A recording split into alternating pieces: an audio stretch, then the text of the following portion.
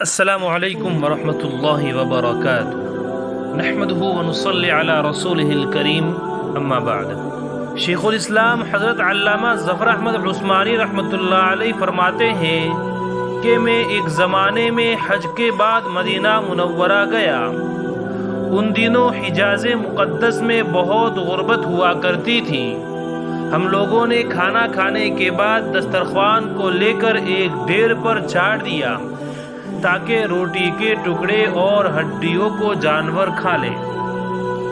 تھوڑی دیر کے بعد جب میں اپنے کمرے سے باہر نکلا تو یہ دیکھ کر حیران رہ گیا کہ ایک خوبصورت 9-10 سال کا بچہ ان ٹکڑوں کو چن چن کر کھا رہا ہے۔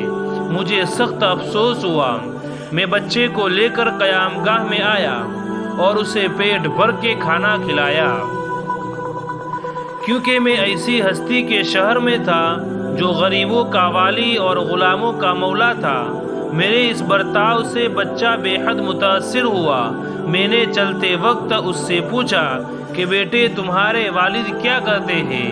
اس نے کہا میں یتیم ہوں۔ میں نے کہا کہ بیٹا میرے ساتھ ہندوستان چلو گے، وہاں تم کو اچھے اچھے کھانے کھلاؤں گا، عمدہ عمدہ کپڑے پہناؤں گا، اپنے مدرسے میں تعلیم دوں گا۔ جب تم عالم فاضل بن جاؤں گے تو میں خود تم کو یہاں لے کر آؤں گا اور تمہیں تمہاری والدہ کے پاس سپرد کر دوں گا۔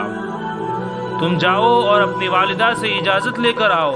لڑکا بہت خوش ہوا اور اچھلتا کودتا اپنی والدہ کے پاس گیا۔ وہ بیچاری بیوہ دوسرے بچوں کے اخراجات سے پریشان تھی۔ اس نے فوراً ہی اجازت دے دی۔ بچہ فوراً واپس آ گیا اور مولانا صاحب کو بتایا کہ میں آپ کے ساتھ جاؤں گا۔ میری ماں نے اجازت دی ہے۔ پھر پوچھنے لگا کہ وہاں چنے ملتے ہیں؟ مولانا عثمانی صاحب نے بتایا کہ یہ ساری چیزیں وافر مقدار میں ملتی ہیں۔ مولانا صاحب کا بیان ہے کہ میری انگلی پکڑے پکڑے مسجد نبوی صلی اللہ علیہ وسلم کے پاس وہ مجھے لے گیا، روضہ اقدس کے سامنے کھڑا کر دیا اور میں ٹھٹک کر رہ گیا۔ سرکار دو عالم صلی اللہ علیہ وسلم کے روضے کو دیکھا اور مسجد کے دروازے کو دیکھا اور پوچھا بابا کیا یہ دروازہ اور روضہ مبارک بھی وہاں ملے گا؟ میں نے کہا بیٹا اگر یہ وہاں مل جاتا تو میں یہاں کیوں آتا؟ لڑکے کے چہرے کا رنگ بدل گیا، میری انگلی چھوڑ دی اور بولا بابا تم جاؤ، اگر یہ نہیں ملے گا تو میں ہرگز اس دروازے کو چھوڑ کر نہیں جاؤں گا، بھوکا رہوں گا، پیاسا رہوں گا۔ اس دروازے کو دیکھ کر میں اپنی بھوک پیاس بجھاتا رہوں گا جس طرح آج تک بجھاتا رہا ہوں۔ یہ کہہ کر بچہ رونے لگا اور اس کے عشق کو دیکھ کر میں بھی رونے لگ گیا۔ اللہ اکبر کبیرہ!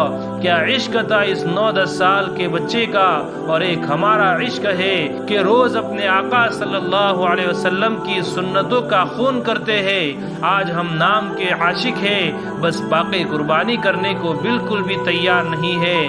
جہاں کہیں سنت کو اپنانے کی بات آتی ہے تو پہلا لفظ منہ سے یہ نکلتا ہے کہ یہ تو سنت ہے نا، فرض تو نہیں ہے، پہلے فرائض تو پورے کر لے۔ اللہ اکبر کبیرہ! اللہ تبارک و تعالیٰ سے دعا ہے کہ اللہ تعالیٰ ہم سب کو پکا سچا عاشق رسول بنا لے اور روز قیامت ہمیں اپنے آقا صلی اللہ علیہ وسلم کے سامنے سرخ رو فرمائے۔ آمین ثم آمین۔ وہ عرش کا چراغ میں قدموں کی دھول ہوں، وہ عرش کا چراغ میں قدموں کی دھول ہوں، گواہ رہنا زندگی میں عاشق رسول ہوں۔ وآخر دعوانا ان الحمد للہ رب العالمین۔